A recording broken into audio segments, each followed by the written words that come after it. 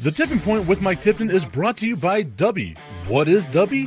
W is a clean energy drink that is made to give you focus with no crash, jitters, or angst like those other energy drinks have. They also have no maltodextrin fillers and don't use artificial dyes. W contains vitamins, amino acids, a nootropic, and 150 milligrams of caffeine. W's products are made in the USA in an FDA-inspected facility that strictly adheres to GMP manufacturing guidelines. All of the flavors are unique and custom-made by W, and you'll never taste our taste anywhere else.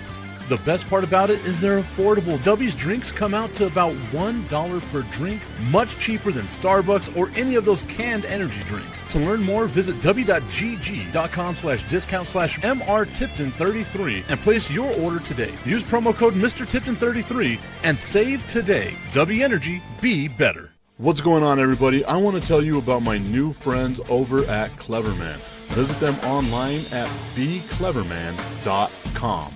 What they gave me was the energizing face and beard scrub along with the Cleverman face scrubber.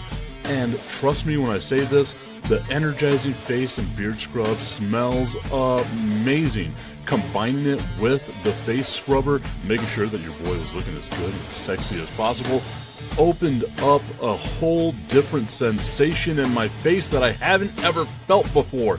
I felt so clean, so fresh, and so clean, like Outcast said, and it helped me feel like I was ready for my day. Make sure you visit them online at becleverman.com and follow them on Instagram at clevermannyc. The link is up in my bio if you want to check out all the amazing products they have. Visit them online, becleverman.com.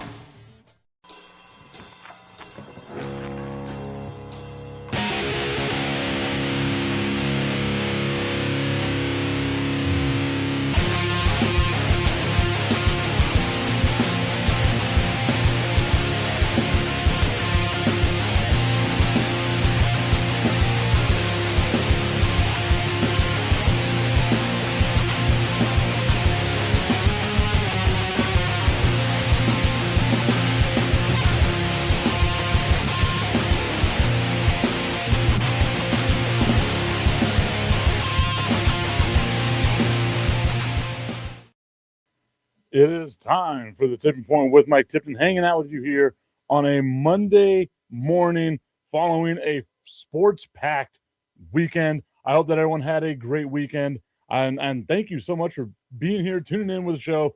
Like, comment, subscribe, do all that other stuff. Got that out of the way. Let's go ahead and jump into it right now. WrestleMania was fun.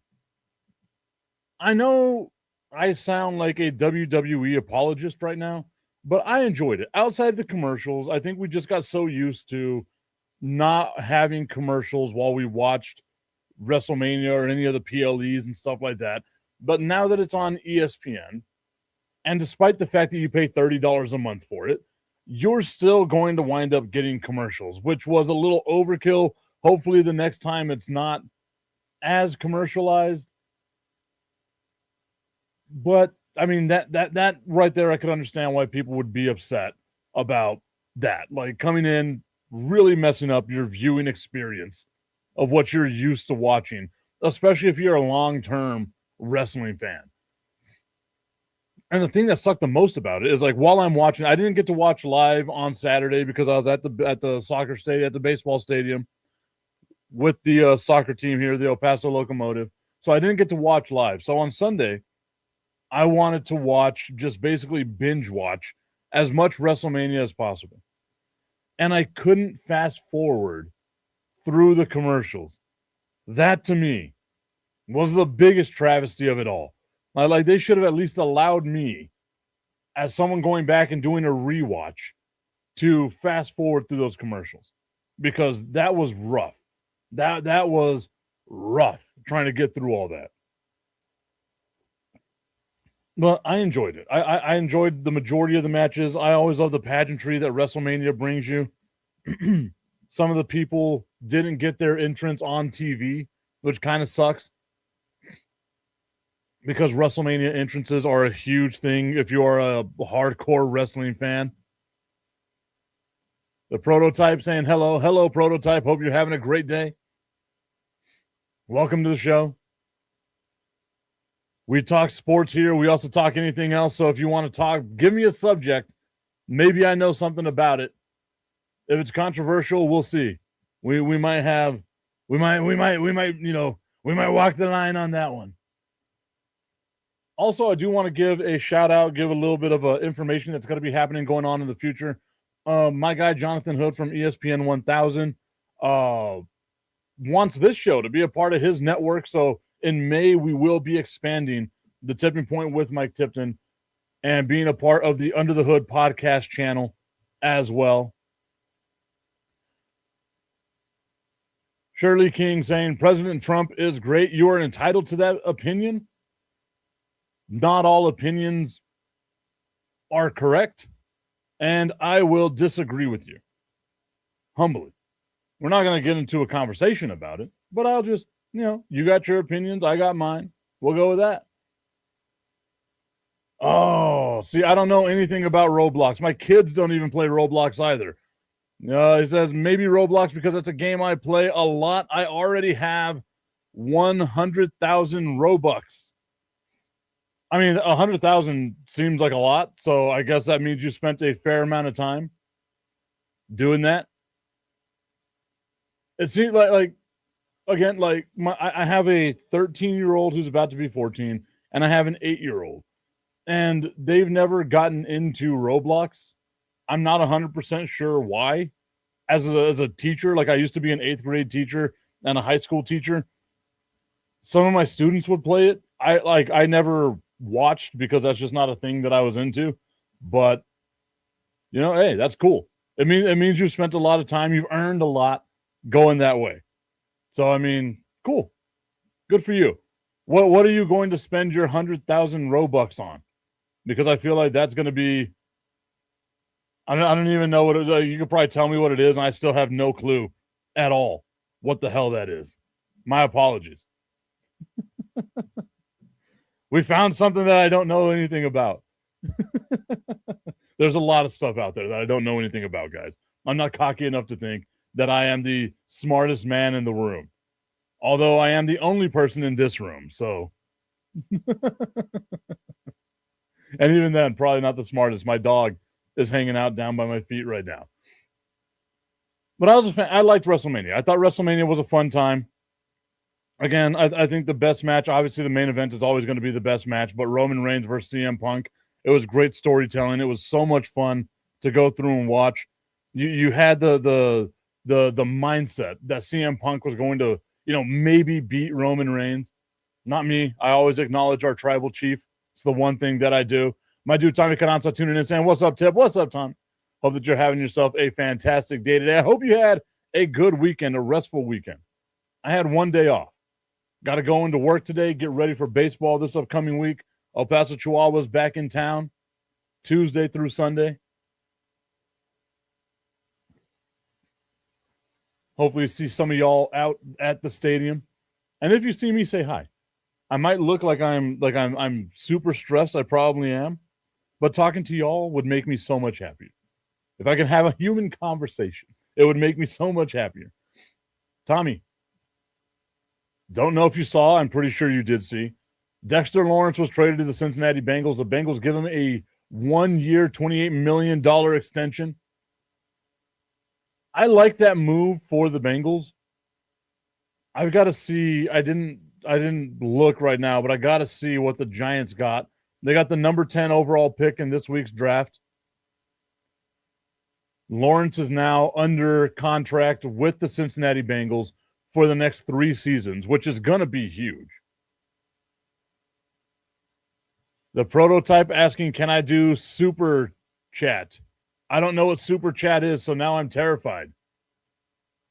I feel old.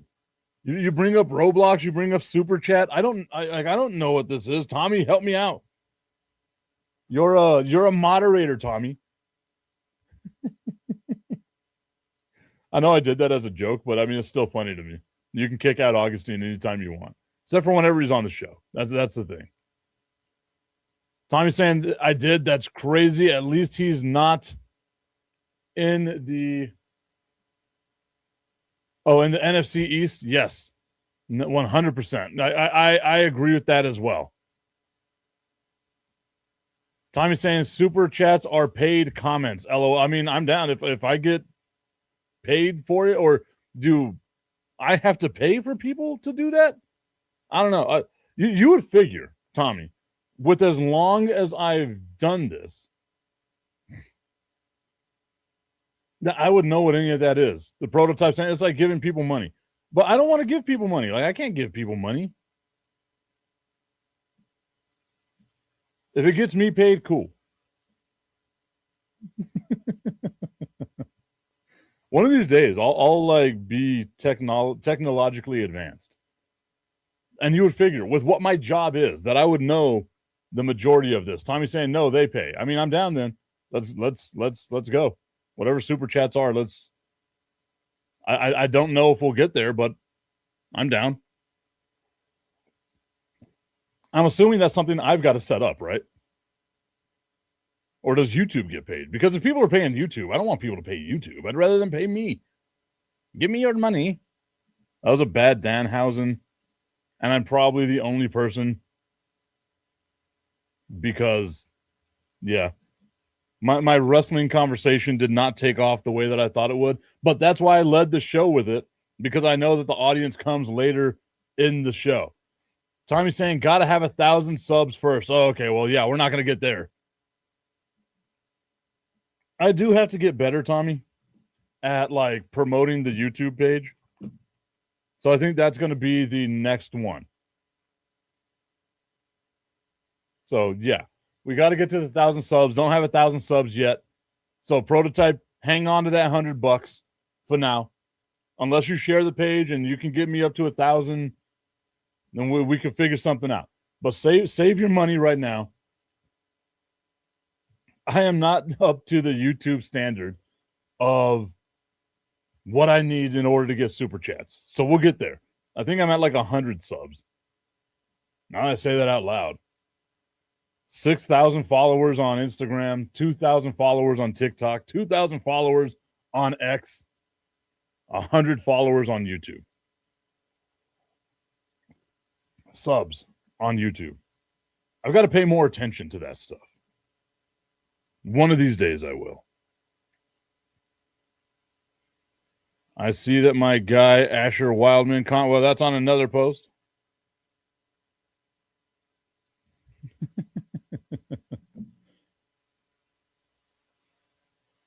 The prototype saying, I usually don't spend my money because I don't like losing it. I'm the same way. That's why I'm the worst when I go to casinos. Like, I'll go to a casino, spend $20, but if I lose that $20 within like 10 minutes, I am in a horrible, horrible mood. I don't like losing. Again, the super freak competitor that I am, I cannot stand losing. And all gambling is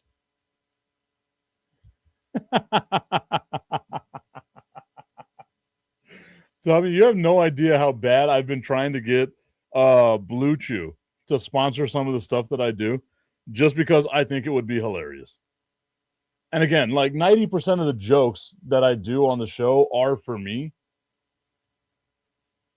I feel like I'm out of focus. There we go. That's better. Someone keeps coming. It's probably my kids. They keep coming in here messing with like my camera and stuff like that. No, but we got it focused. I'm a little better in focus. I was blurry earlier. Now I'm looking, halfway better now. But yes, I've been trying, Tommy. I've been trying to get Blue Chew to sponsor the show. I want them to do stuff on YouTube. I'm probably going to have to just do it on Instagram because that's where I have the larger platform, averaging, what was it last month? 285,000. There we go. The prototype saying, did you know that I have a Lamborghini, a Ferrari, and a Miata? I'm assuming that's going to be in a game. But if you got those in real life, hell, that's awesome. I hope that you are giving some of that money to charities, helping out other people. I've always thought about that. Like, what would you do if you won the lottery? And one of the things is like, I would donate X amount of money to a church, right? I'm basically buying God's forgiveness. You can buy anything if you have enough money. Tommy's asking, what was the compensation for Sexy Dexy? All I'm looking at right now is this year's number 10 overall pick. I feel like there has to be more.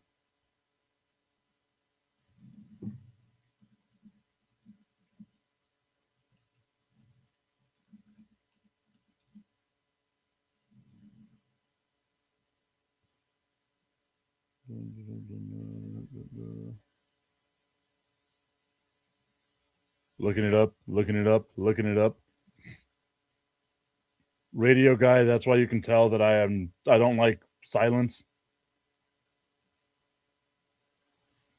That's all it was the number 10 overall pick in this year's draft. That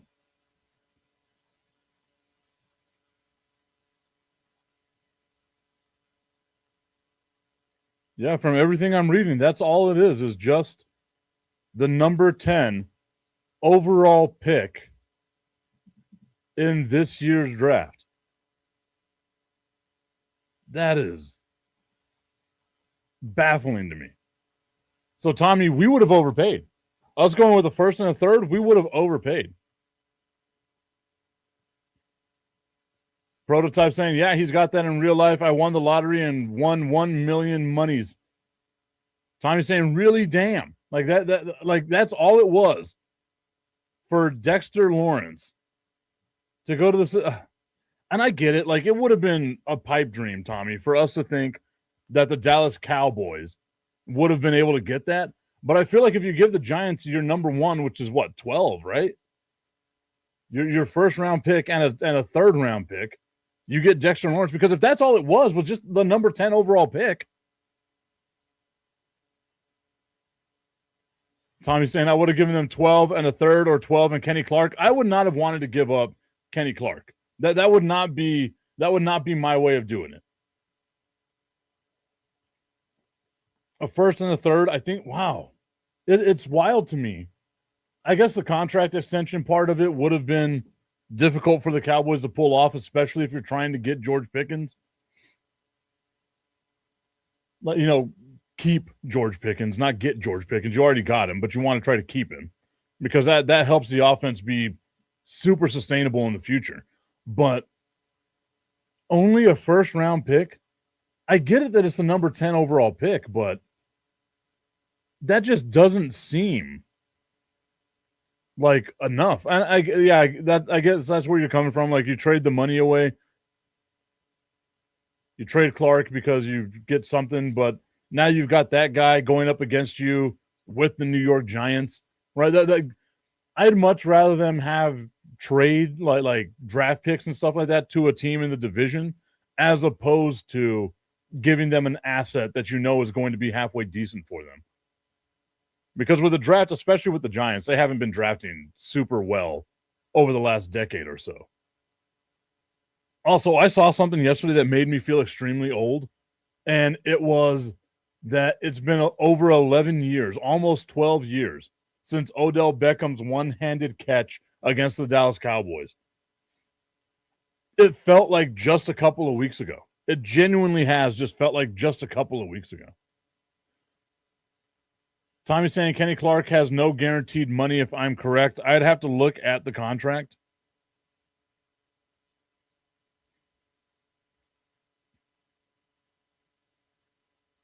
We'll see.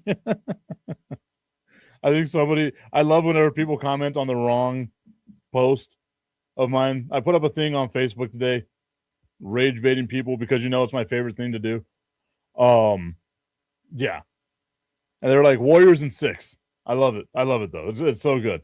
I was watching my San Antonio Spurs yesterday. I'm not going to change the subject just yet, but I was watching the San Antonio Spurs yesterday. And damn it, guys, they're giving me a lot of hope. I hate where I'm at as a fan of all my teams, because I feel like I'm going to be disappointed. The Spurs don't do that to me very often. And even if they don't win the championship this year, I don't think it'll be disappointing. But I think I'd still be sad as a fan of the San Antonio Spurs if they weren't able to win something. Let's go. Let's look at the salary cap stuff. You know, that's one of my favorite things to do.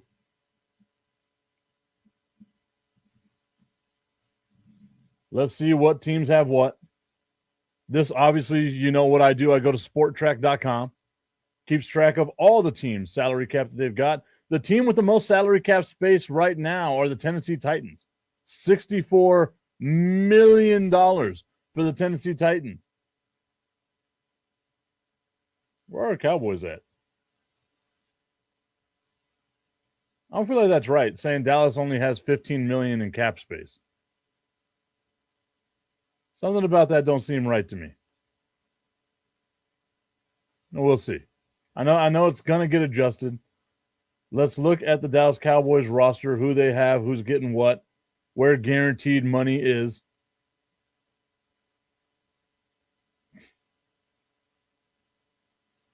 We only have $42 million in dead cap space, so that's good. Dak obviously getting the most. George Pickens right now getting $27 million. CeeDee Lamb getting $19 million. Quinnen Williams getting $21 million. Where is Kenny Clark? Kenny Clark has a cap hit of $12 million, a base salary of $8.8 million.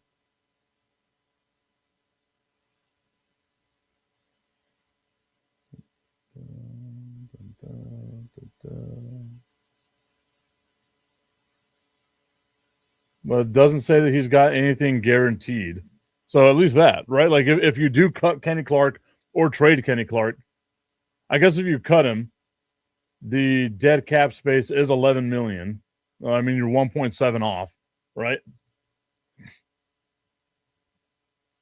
But he's getting 8.8 as a base salary this year. I'm not seeing anything on guarantees, but I'm going to do one more thing here.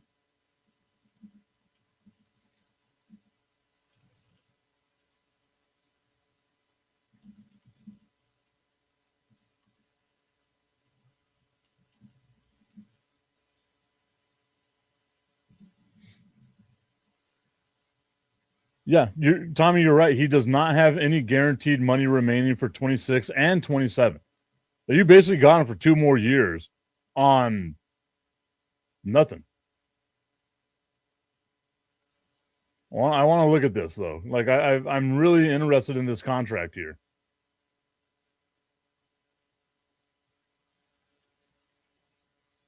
Although his base salary next season jumps up to 18 mil. Damn. But again, like none of that is guaranteed, which is insane to me.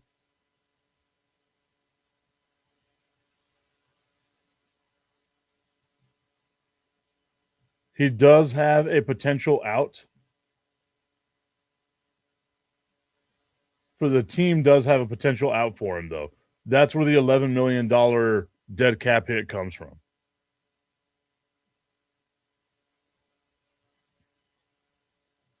The prototype saying 2027 for you, and I'm in Saudi Arabia, and my year is 2026. There we go. I'm good with it. I was thinking of going to Saudi next year for WrestleMania. Now that I know that WrestleMania is going to be in Saudi, I'm good with him. And Tommy's saying, yeah, there's no penalty if the Cowboys trade him. That to me, yeah, now that becomes interesting. But like I like what the Cowboys have on their defensive line. You don't have any guarantees. The base salary to me isn't anything to scare you, right?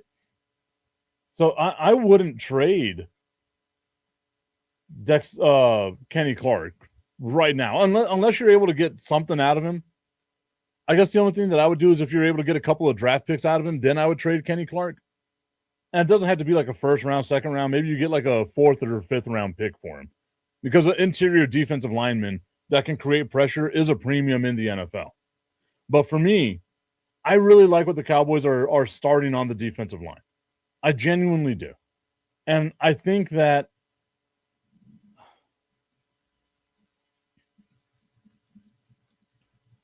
trading him might, again, unless there's something that you know that you guarantee is going to be better, I wouldn't do it. I like having him and Quentin Williams right there next to each other, going with like a 4-3 style defense. I really like it. And then obviously seeing what the Cowboys do in the draft going forward.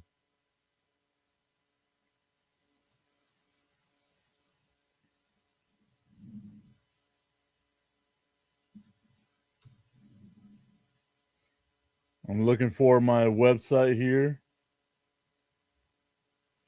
that I like to go to for mock drafts.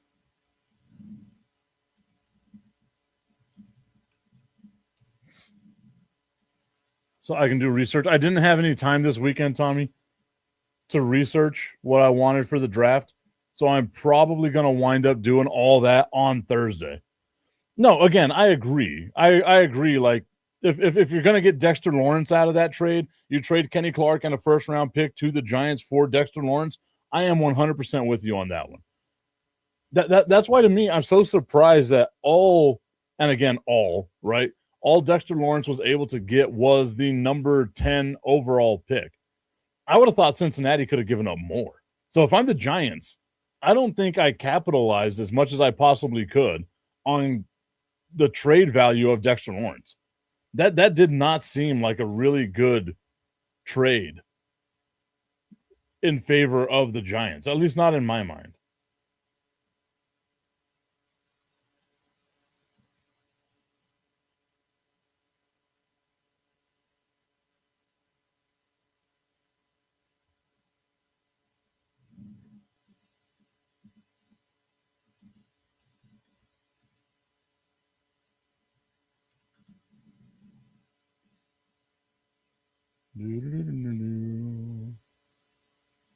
I always go to like obscure sites. There we go. That's what I needed. That's what I needed. And let's see who's at 10 right now. So right now you have the New York Football Giants. I mean, maybe they're hoping. Maybe that's what the Giants are doing. They're hoping that they get Reuben Bain. Maybe Reuben Bain falls that low to them. Reuben Bain at Miami was an absolute monster, but I can't see him dropping to 10. So unless the Giants are going to use that number 10,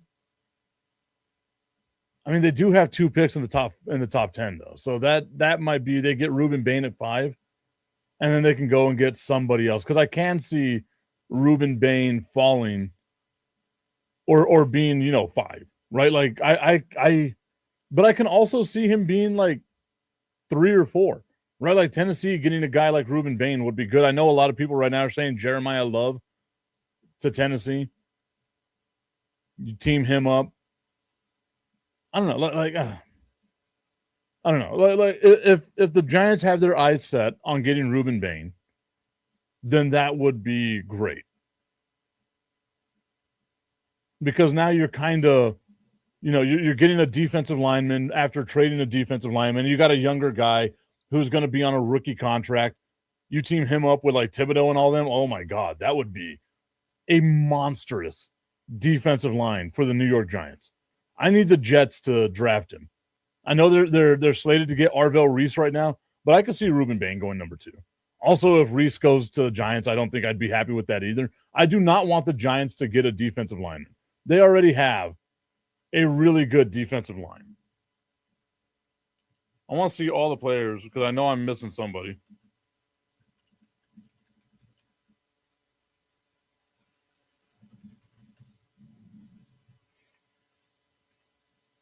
UTEP's own Roy Robertson Harris, whatevs.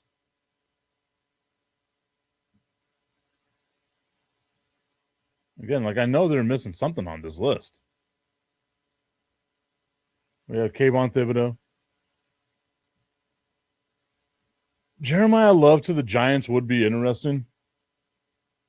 Team him up with Scadaboo, because I don't think Scadaboo is going to be able to be like your number 1 back all the time, especially not following that injury.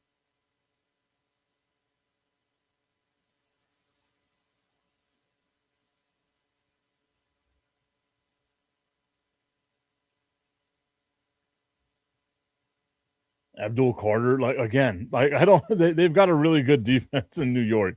They're going to be a really good defensive team. But again, maybe you get a little bit of love to the Giants. They lost their sexy Dexy. Send a little bit of love their way. There's one thing I know they're definitely going to get, and that's just the tip. I just want to put the tip in. It's time for Just the Tip. That would make me uncomfortable. Promise that it ain't too much, but just enough. Just a tip.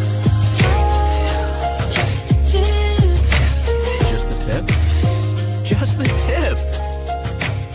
It's time for Just the Tip.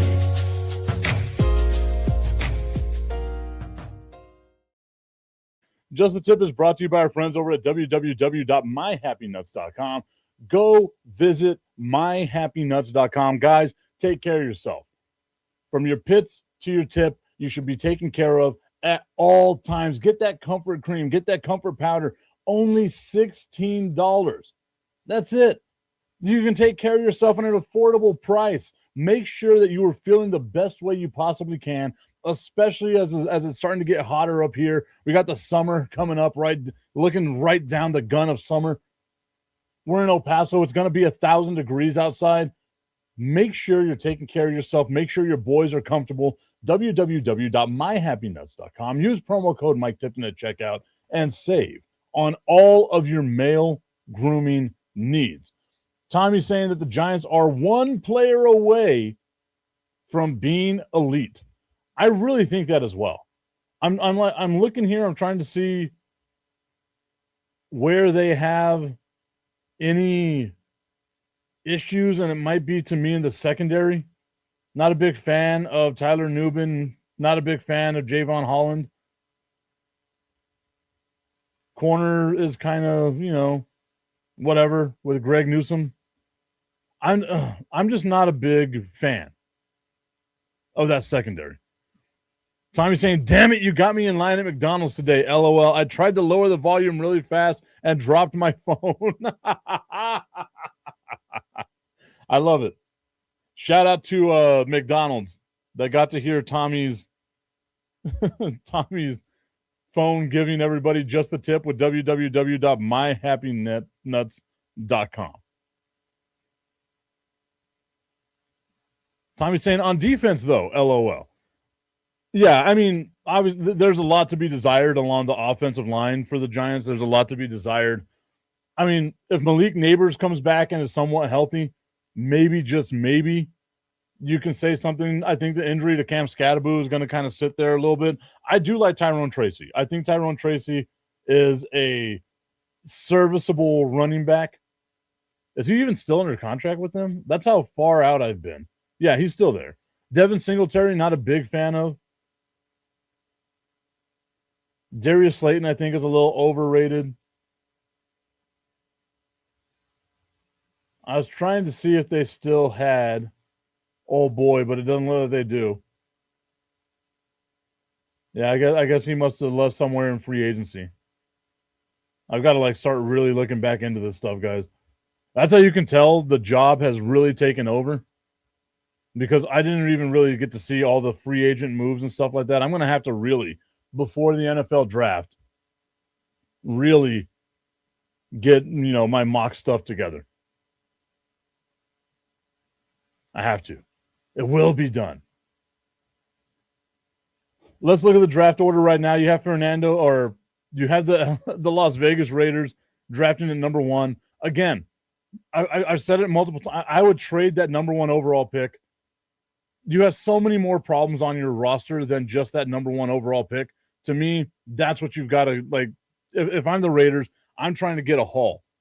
I'm looking at some of these teams that might be, a little bit of a quarterback away. Maybe you should find a way to trade with the Rams, get that 13th overall pick and a bunch of other stuff.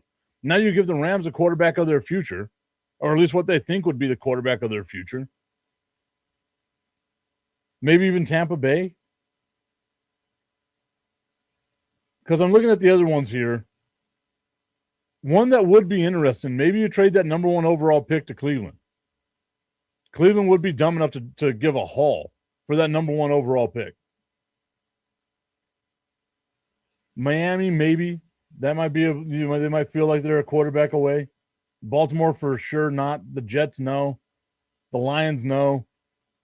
The Vikings, maybe.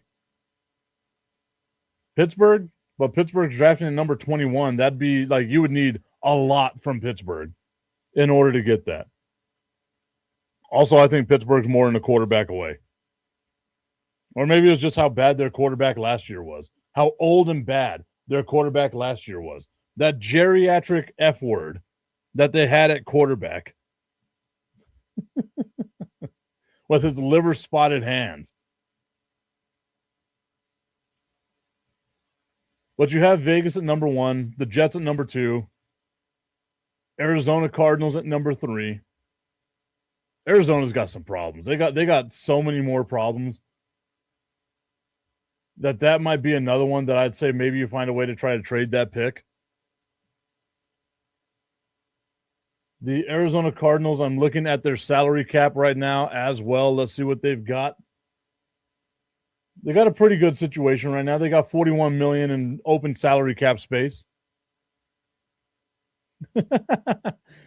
Tommy asking, can you imagine Cleveland drafting another quarterback? LOL. Of course I can. They're the Cleveland Browns, man. Like, God, how many quarterbacks have they had now since they came back to the league? I got to look that one up.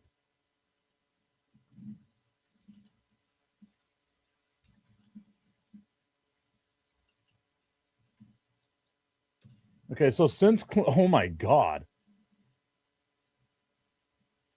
In 25 seasons, since the Cleveland Browns have come back, I've got to get this list because Tommy, you know how I am. You know how happy I get whenever I see these lists. Since coming back in 2000, the Cleveland Browns have had 42 starting quarterbacks. 42 starting quarterbacks. That is insane, man. And that's just since 2000. I forgot they came back in 1999. So then that means they had 44 starting quarterbacks since 1999. Tommy's saying Cleveland is horrible at drafting quarterbacks. They have to be cursed. And again, like, I feel so bad for that fan base, right? Because the Baltimore Ravens and the success the Baltimore Ravens had should have been the Cleveland Browns' success. That should have been Cleveland, right? Like, again, if you're a wrestling fan, you know what I'm going to say right here, the Dolph Ziggler, it should have been me. That is every single Cleveland Browns fan looking at the Baltimore Ravens and their success. But let's go over this list because, again, you know me, I love me a good list here. In 1999, it was Tim Couch and Ty Detmer, starting quarterbacks for the Cleveland Browns. Ty Detmer starting 2 games for him. In 2000, Doug Peterson, Tim Couch, and Spurgeon Wynn. I love the fact that I get to mention Spurgeon Wynn. In 2001, Tim Couch had every single start. All 16 games started by Tim Couch. In 2002, Tim Couch and Kelly Holcomb. In 2003, Kelly Holcomb and Tim Couch. They split it 8 games each. Tommy's saying that the best one was probably Baker Mayfield. He wasn't even that good in Cleveland. Poland, he wasn't even that good in Cleveland. He was decent, right? I'm trying to figure out what Poland might have been. That might be butt or something that you tried to go with there. Tommy's saying stupid autocorrect. It gets the best of us, brother. It really does. It gets the best of us. But Baker Mayfield was solid in Cleveland. He won a playoff game with them. Let's not forget. They were overtime with the Kansas City Chiefs and had them on their heels to go to the AFC Championship game. That's how close Baker Mayfield came to doing the impossible with the Cleveland Browns. Then he gets hurt, and they just ship him off to Carolina. 2004, Jeff Garcia, Luke McCown, Kelly Holcomb. 2005, Trent Dilfer and Charlie Fry. 2006, Charlie Fry and Derek Anderson. I had so much hope for Derek Anderson. 2007, once again, Derek Anderson and Charlie Fry. Derek Anderson started 15 of those games. This one, 2008, Derek Anderson starts 9 games. Brady Quinn, who I think a lot of people had hopes for, started 3 games. Ken Dorsey started 3 games, and Bruce Grodkowski started a singular game. 2009, Brady Quinn started the majority of the games. At 9, Derek Anderson started 7. 2010, Colt McCoy starts 8 games. Jake Delhomme starts 4 games. Seneca Wallace started 4 games as well. In 2011, Colt McCoy and Seneca Wallace. 2012, my favorite Cleveland Browns quarterback of all time, Brandon the Weed Man Whedon, and Thad Lewis, whoever the hell Thad Lewis is. Split time. 2013, Jason Campbell, Brandon Whedon, Brian Hoyer. 2014, Brian Hoyer, who's still in the league, by the way, Johnny Manziel, and Connor Shaw. 2015, Josh McCown, Johnny Manziel, and Austin Davis. 2016, Cody Kessler, Robert Griffin III, and Josh McCown. 2017, Deshaun Kaiser and Kevin Hogan. Who the hell is Kevin Hogan? In 2018, Baker Mayfield started 13 games. That was his rookie season. Tyrod Taylor started 3. 2019 and 20, Baker Mayfield started the entire season for the Cleveland Browns. In 2021, Baker Mayfield had 14 starts, Case Keenum 2 starts, and Nick Mullins 1 start. 2022, Jacoby Brissett had 11 starts, and Deshaun Watson had 6 starts. 2023, this seems like a bad time for everybody. Deshaun Watson, 6 starts. Joe Flacco, 5 starts. Dorian Thompson Robinson, 3 starts. PJ Walker, 2 starts. Jeff Driscoll, 1 start. 2024, Jameis Winston, the greatest God has blessed me to play in snow. The greatest quote a quarterback has ever given us. Jameis Winston, Deshaun Watson, Dorian Thompson Robinson, and Bailey Zappi. Great name for Bailey Zappi. And 2025, Shedeur Sanders, Dylan Gabriel, and Joe Flacco. Man. I asked who is Kevin Hogan. I think that was his name. Yeah, who is Kevin Hogan? Tommy saying, that's Hulk's cousin, brother. Well, let me tell you something, brother. Is Kevin Hogan still playing? This is what we are going to look up right now. As a matter of fact, I don't even want to look at that. I want to know Kevin Hogan stats.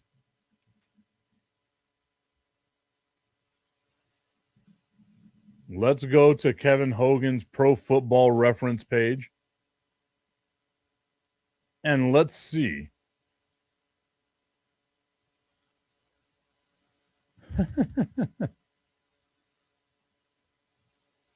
Kevin Hogan played in 2016, 2017 as a Cleveland Browns quarterback. Did nothing. Like wasn't even on a roster. It doesn't even have like the Canadian Football League or any of that other stuff here. Just a blank space from 2018 to 2020. And in 2021 started or played in a game for the Tennessee Titans. He has completed 60 career passes out of 101 attempts, a 59.4 completion percentage. That ain't terrible. 621 yards, 4 tutties, and 7 interceptions. Kevin Hogan. I think I might need to find a Kevin Hogan jersey somewhere. But you know me, I just love obscure stuff. I do have a Johnny Manziel jersey. One of these days, maybe for the draft, I'll wear my Johnny Manziel Cleveland Browns jersey. I didn't think that Johnny Manziel was going to be great. I just thought it would be funny. The Johnny football, the money thing happening in Cleveland. Watching him do a bunch of cocaine in Vegas, like during the bye week, a great time. Tommy is saying that the Cleveland Browns are cursed, I tell you. I wonder if there is a curse, like a Cleveland Browns curse.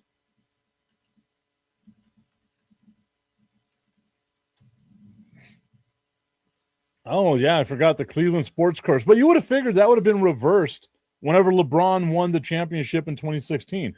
Wow. Has it been that long?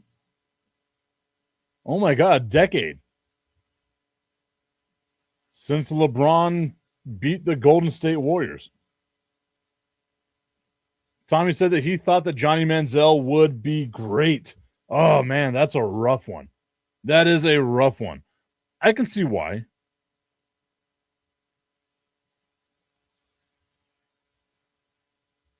Great.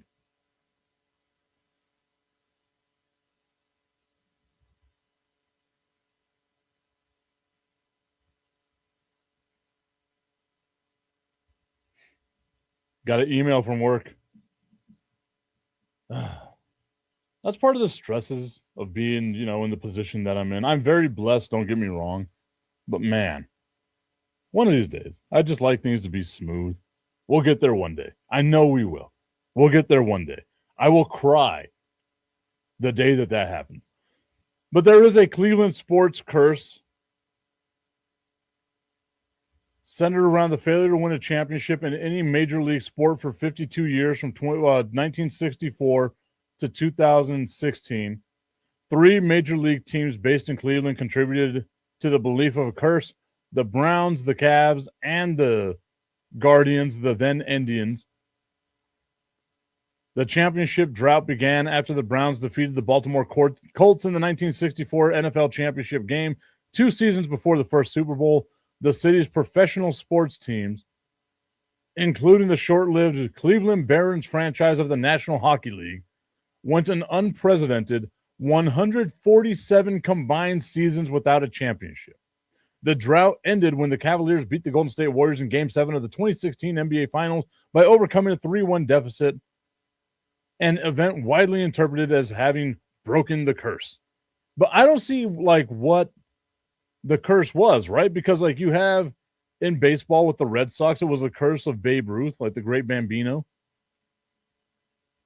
With the Chicago Cubs, it was the Billy Goat. I'm not seeing anything here that, would have done it. Are you can't be cursed just because you're bad. Or maybe you can. Who am I? I don't make the rules about curses. I'm not Danhausen.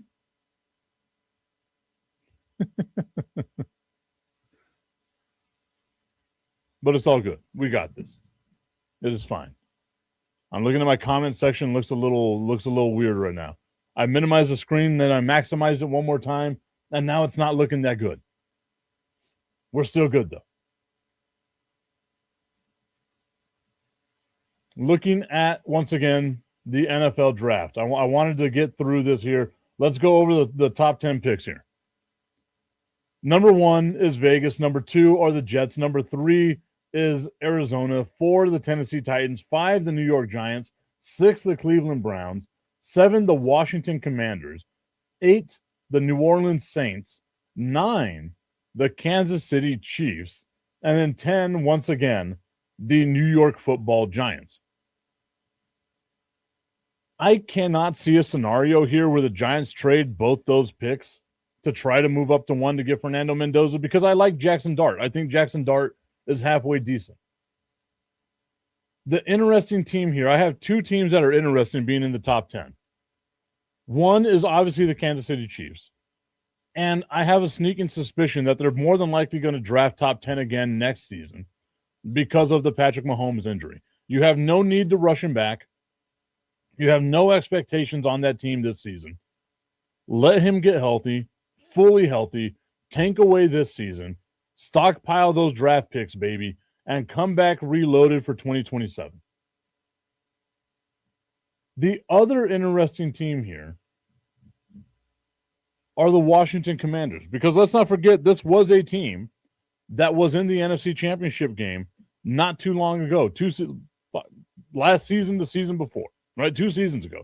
They were in the NFC Championship game. The issue with them is going to be what's going to happen with Jaden Daniels. Because you saw last year that horrific arm injury he had, trying to come back, he just wasn't the same guy after that. The offensive line for the Commanders is god-awful. Tommy's saying that there's a lot of rumors that Dallas is trying to trade up. The only person that I would try to trade up for if I'm the Dallas Cowboys, again, because I think, and it might be sacrilege to a lot of people, I think the best player in this draft is Reuben Bain. Hands down. If the Cowboys are going to draft up to be a top 5 pick, I would assume that it would have to be to try to get Reuben Bain. I don't know if you go after Jeremiah Love so much. My dude, the Crooked Commissioner, and Money Mike, what's up? Good to see you. Good to see you too, my dude. I am so saddened that I wasn't able to do the show with you on Wednesday. My dude, I was so looking forward to it, but we wound up having a watch party for the soccer team because they were playing against an MLS team, our El Paso Locomotive. But man, I really wanted to do that with you, man. I got to find a way. We'll find a way. We'll start doing some more stuff together. Most Wednesdays, well, I guess half the Wednesdays going forward. I can't even say that because I know we have a Wednesday soccer game on the 29th as well.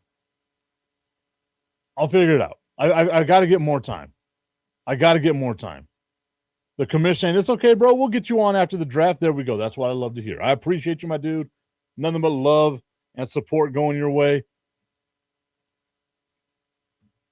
The only way I can see the Dallas Cowboys trading up, Tommy, is if it is to get Reuben Bain. And again, I think Reuben Bain is the best player in this draft.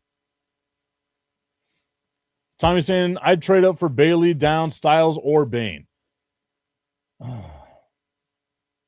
Sonny Styles, maybe. Right? I do like David Bailey. Obviously, that's me being a Texas Tech fan. But again, like even with me being a Texas Tech fan, I still think Reuben Bain is the best player in this draft. To me, he's the one guy, and especially if you're the Cowboys, right? Like you have a good interior defensive line. You put Bain on the outside, that's a solid group of guys right there, man. I think what do they have him? They have him going to New Orleans. He'd be the one dude on New Orleans, and like that team would just, you double team him all day, and he's not going to get his numbers. And he'll probably get some numbers, but it's not going to be as great as what you'd think he could be. Who else did you say up here? Downs. I mean, yeah. According to this mock draft, they have Downs 1 pick ahead of the Cowboys. So I can see a scenario where he's still there for you at 12. So let's see who's like after that. According to this website, this mock draft, you have Jordan Tyson at number 10, Caleb Downs at number 11, Dylan Thieneman at number 12, which is another safety, right? And Spencer Fano at number 12. I don't think the Cowboys need to go offensive line here. I think the Cowboys have been really solid along the offensive line. Tommy's saying that he likes Bailey a little more than he likes Bain. I'm putting in the little more there. Again, I like Bailey too. Again, Texas Tech fan.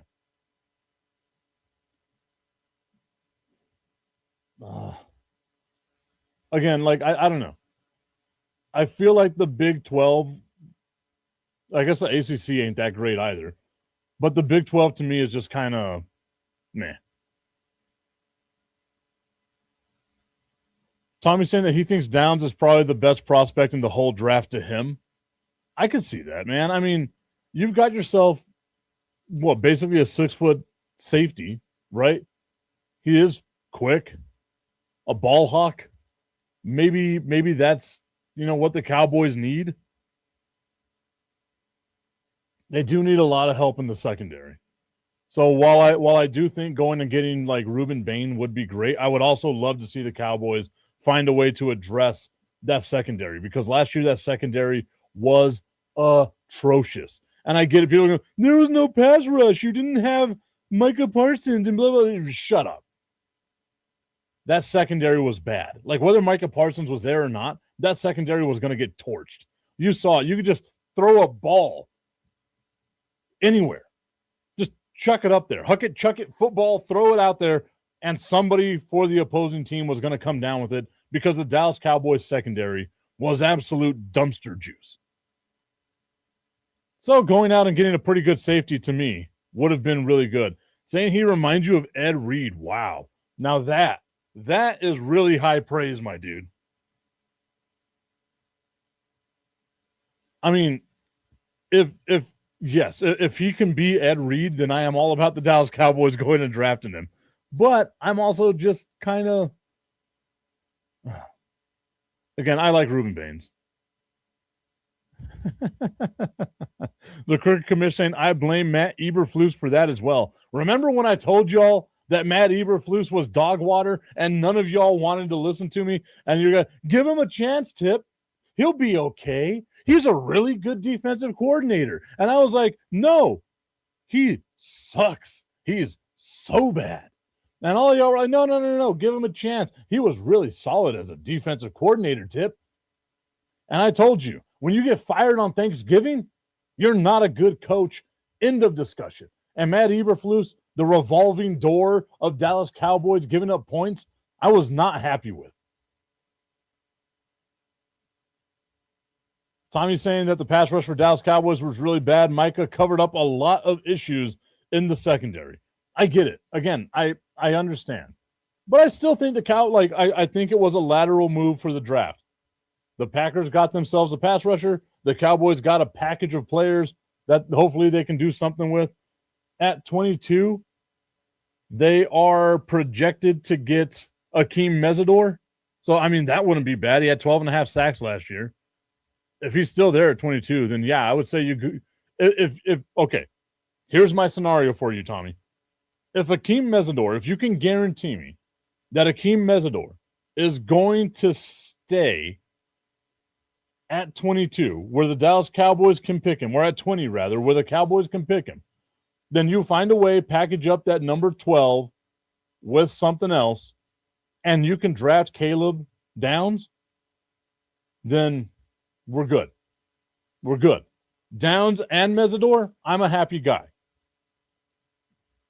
Tommy's saying, shut it, Mike. We were right about Shoddy, at least. You guys were. We're 50-50 on that. I was right about Matt Eberflus. My God, was I right about Matt Eberflus. And you know what? I'm not going to give you 100% Schottenheimer, because Schottenheimer was there the year before as the offensive coordinator. So I'm going to say it's all on Dak Prescott. That's my quarter Dak. That is who I think is the real reason the Dallas Cowboys had the great offense they had last year. It's all about Dak Prescott, baby. Give that man the love and respect he deserves. I told you all he was just as good as Joe Burrow, if not slightly better. All of you guys were laughing at, oh, no, Tip, you're an idiot. You don't know anything about football, Tip. Dak Prescott, Joe Burrow, Spider-Man meme. Tommy's saying we're drafting 12 and 20, and I don't like Mesidor as much. I think, again, like with the Dallas Cowboys defensive line, you put Mesidor on there, he'll be okay. He'll be okay. Kurt Commish saying, for a moment there, you sounded like Scooby-Doo gang unmasking the monster, who the monster was. Zoinks! And then Tommy saying, not as the play caller. We're not giving Dak the love as the play caller. It is 100% Dak Prescott. You can call amazing plays, but if you don't have a top 5 quarterback like Dak Prescott, you're not having the top 5 offense that you had this past season. I will die on this throne. Dak Prescott, one of the greatest of this generation. All right, everybody. I appreciate y'all. Thank you all so much for the love and support. We'll see you all tomorrow on the Tipping Point with Mike Tipton. Have a great day.